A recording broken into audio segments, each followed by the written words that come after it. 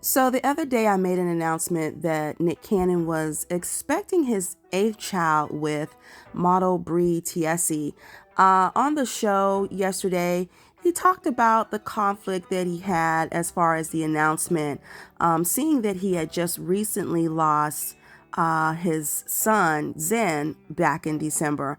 Take a listen to what he had to say and let me know your thoughts down in the comments below. So here it is. I never usually use my own personal pictures as pick of the day, but today I have to do it because I want to share this beautiful, extraordinary moment. It's me and Bree, the next mother of our child. It's a boy. We found out officially yesterday. Even that felt, it's weird because that sounds weird saying the next mother, because as everybody knows, I have a lot of children. And I love them all dearly, sincerely. And every single one of my children are just as special as the other. I try. It's never a competition. It's never.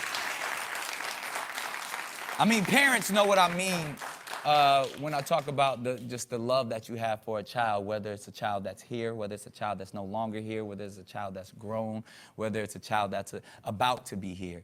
That passion that no matter, it doesn't matter how many you have or anything. It's just this unconditional love, this godly-like love that comes over the process. So, but I try to always operate on the highest frequency, but as much as I try to ignore some of the negative or the lower frequency things, I'm not impervious to, hearing and reading what people say about me. And look, y'all, it definitely affects me because, I'm a human being. And, we get on here, live television, and we want to talk about just sometimes we get at a loss of words because you want to put on the show, but you want to be real. You want to be honest. You want to be vulnerable. And I don't have all the answers.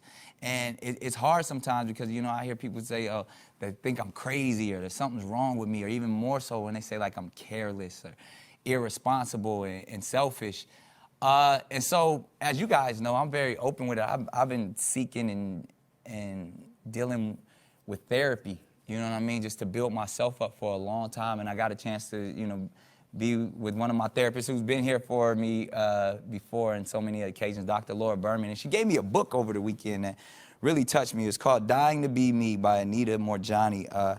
And it's a powerful book. I want to talk about it even more on another occasion. But at its core, this book was about true healing and how having a new lease on life can guide us all through journeys that we're faced with. Because I know, family, we've all had experiences and situations where we don't have all the answers, and we have to rely on a higher power. We have to rely on that extraordinary strength, And I always say, like, you never know how strong you are till being strong is your only option. Or I always say, we pray before each and every show. I was like, God, I know I fall short of your glory, but never your grace. And it really is that grace. When I don't have the answers, when I don't know why I do certain things, when I know I'm trying to operate out of love, when I'm trying to do everything. And this whole process was extremely difficult for me because I've known about, Bree's pregnancy for a while now, even before my youngest son, Zen, passed in December. And so even going through all of that, this was always in the back of my mind, like, when is the right time? How do I share this? We didn't expect Zen to pass away. We didn't, all of the news was so unexpected. So to kind of figure out a chronological order or a hierarchy, it kept me up at night. And I always talk about the guilt that I felt, in losing Zen, and even for, how to deal with this for my other children. And that was a lot of the guilt as well, too, the guilt for everyone involved. And I just really want to say thank you to every one of my family members who just been so understanding and helping me through this process, because it's weird, like, what do you do? I wanted to definitely respect the grieving process with Alyssa and Bree was respectful enough to, she held off making her announcements and speaking on social media. She's a very, you know, in the public eye type of person, but keeps her stuff private as well.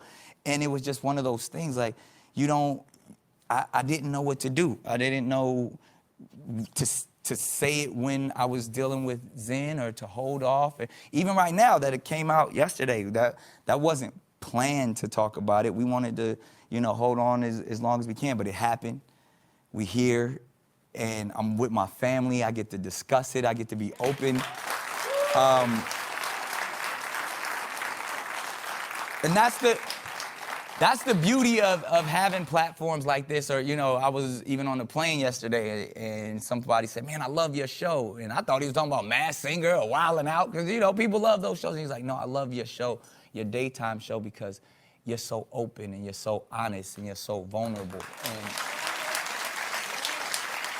I'm taking it one day at a time. But it is, at the end of the day, when a life comes into this world, it's a celebration. And I'm excited, I'm happy. And y'all gonna go with me on this entire journey. So for all the doubters and naysayers, non-believers, pessimists, antagonists in my incredible journey, who don't wish me and my family a happy ending, well, you gonna see. We gonna get to it. I'm gonna be the best dad I can possibly be, because I'm trying my best. And you can join me in this extraordinary story, because ain't nothing ordinary about me, y'all. That's why y'all watch, y'all. I'm fascinating. I'm extraordinary. And that's why we gonna do a daily challenge today. Ooh,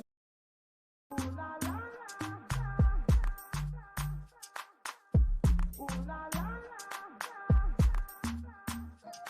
la.